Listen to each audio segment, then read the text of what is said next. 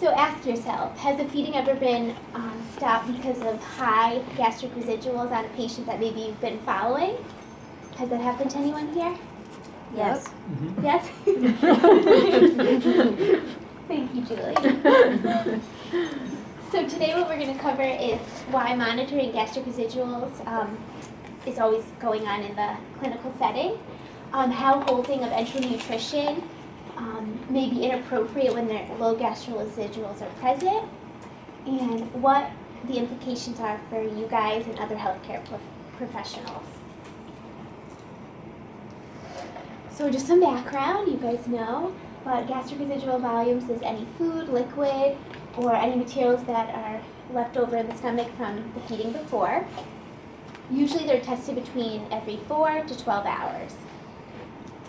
And ASPEN guidelines do recommend that not stopping enteral nutrition unless the gastric residual volumes are greater than 4 to 500 milliliters. And there's no other signs of GI intolerance.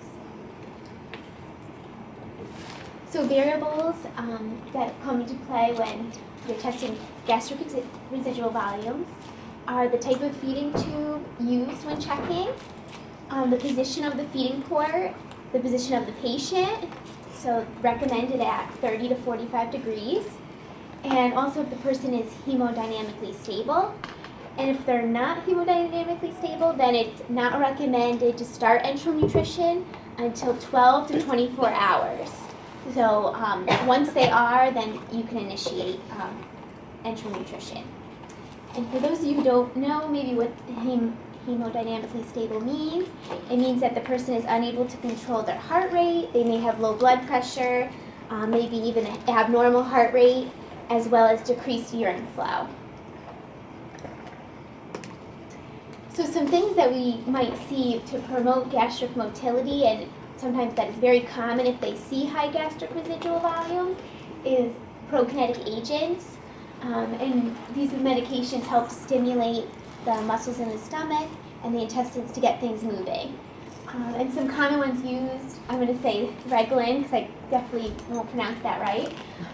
Devoid or even erythromycin can be used. These usually are only for short-term relief, so you wouldn't want the patient on this for a long period of time. And also, sometimes they can have side effects that may outweigh using them. But I know Reglan is very commonly used. So I'm just going to go over our current policy, because I went over on the back of our card we have what we usually check for, and it does say here, following the ASPEN guidelines, greater than 500 mLs to look for, and to not hold these residuals unless there's some other signs of GI intolerance. And also the nursing, I looked into their policy as well, and theirs does say the same thing, the 500 mLs to stop, and to notify the practitioner, and to recheck 4 hours later to see if that same thing has occurred. And if it has, then again, notify the practitioner. It does say, though, to try not to stop the tube feeding until the practitioner tells the nurse, you know, you can withhold the feeding. So that I thought was really important, because a lot of times nursing will stop the tube feed without notifying the practitioner. So I thought that was good to see. That's in our policy for the nursing. So some research I did, I looked up 3 different articles, so I'm going to touch on 3 different ones, kind of how they looked at GRVs in different ways. So the first one I looked at was the effect of not monitoring GRVs on mechanically ventilated patients and the risk of pneumonia, and they were also getting enteral nutrition. So I focused on, they focused on not monitoring GRVs in one group, and that was in the study group. And the other group, they did monitor them, and they actually used the limit of 250 mLs. So they did use one of the lower limits. And as you can see over here, the type of study it was and the population, as well as this did take place in 9 ICUs in France. So this is a pretty big study, so this is a good population size.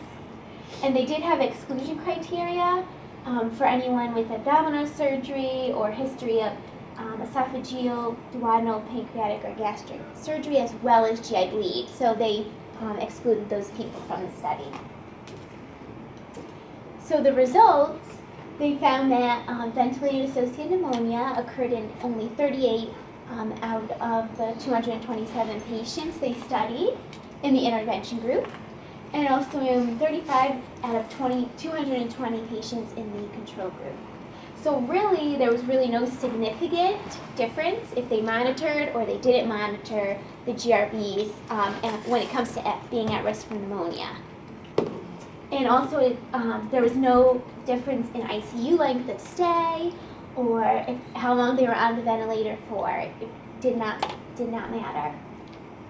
They did notice that the intervention group had a higher risk of vomiting, but there was no change in aspiration, so I thought that was interesting.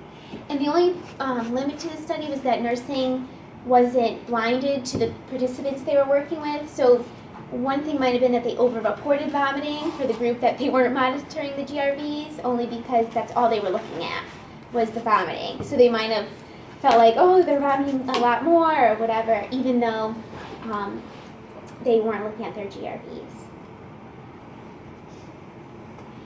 Okay, and the next study I looked at was gastric residual volumes during entry nutrition in ICU patients again, and this is the REGAIN study. And as you can see, this design here was an open randomized study. The population was adult patients in the ICU who were mechanically ventilated and required EN for at least 5 days. All the patients did have a nasogastric tube, so that's how they got their enteral nutrition. The total of 322 patients were analyzed, and they found in the control group only 165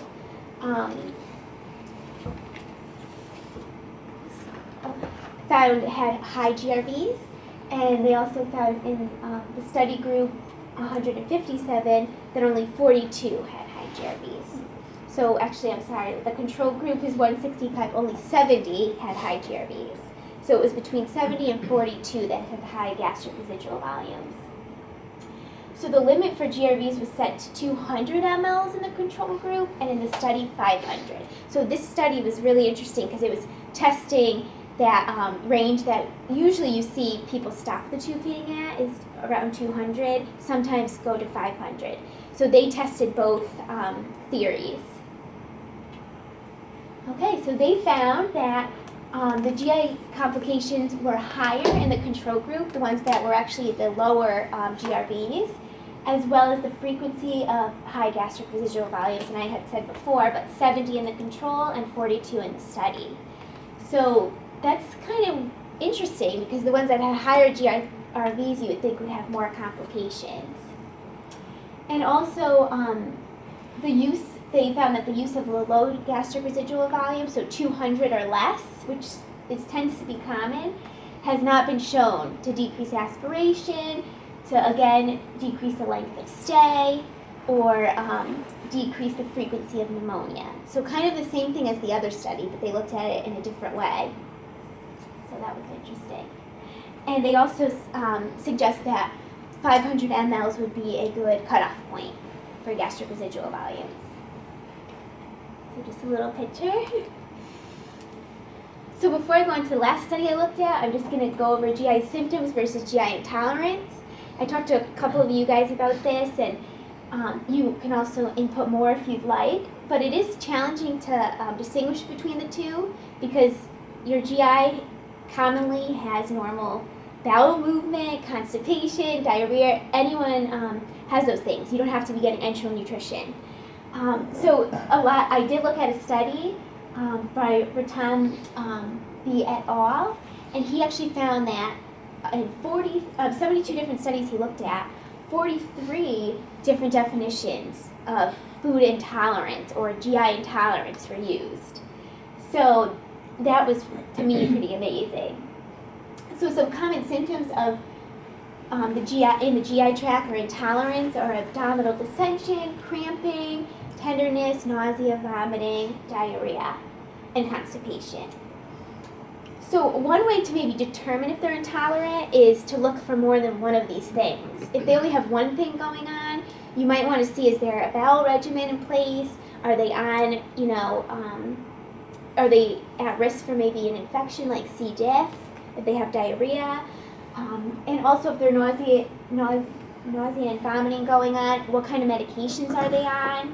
So you do want to see if they have more than one of these things before calling it an intolerance or maybe changing the tube feeding.